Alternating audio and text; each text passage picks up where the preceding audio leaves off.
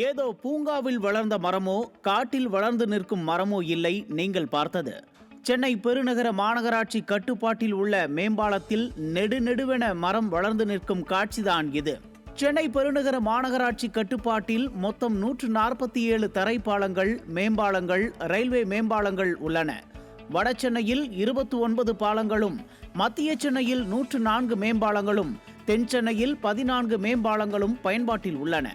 சென்னை மாநகராட்சியில் உள்ள மேம்பாலங்கள் மற்றும் சுரங்கப்பாதைகள் பராமரிப்புக்கென தனி பொறியாளர் தலைமையில் குழு செயல்படுகிறது. ஒவ்வொரு மேம்பாலத்தையும் அவ்வப்போது ஆய்வு செய்து மேம்பாலங்களின் உறுதித்தன்மையை கண்காணிப்பதே இந்த குழுவின் முக்கிய பணி. விடிய ஆட்சியில் கடந்த 2 ஆண்டுகளாக சென்னை மாநகராட்சியில் உள்ள மேம்பாலங்கள் முறையாக பராமரிக்கப்படுவதில்லை.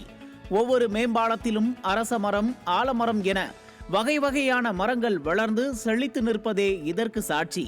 குறிப்பாக சென்னை சேத்துப்பட்டு ரயில்வே மேம்பாலம், எழும்பூர் காசா மேஜர் சாலை மேம்பாலத்தில் புற்கள் போல் மரங்கள் மண்டி காணப்படுகின்றன.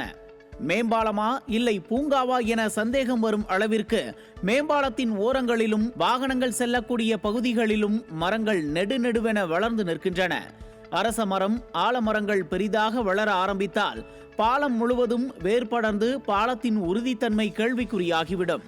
இப்படி மேம்பாலங்களில் மரங்கள் வேரூன்றி வளர்ந்து நிற்பதை சென்னை மாநகராட்சி கண்டுகொள்வதில்லை எனவும், வரிப்பணத்தில் கட்டப்பட்ட மேம்பாலங்களை உரிய முறையில் பராமரிக்காமல் பெரிய ஆபத்தை ஏற்படுத்தும் போது மட்டும் நடவடிக்கை எடுப்பதாக மாநகராட்சி அதிகாரிகள் பாவனை காட்டுவதாகவும் பொதுமக்கள் குற்றம் சாட்டியுள்ளனர்.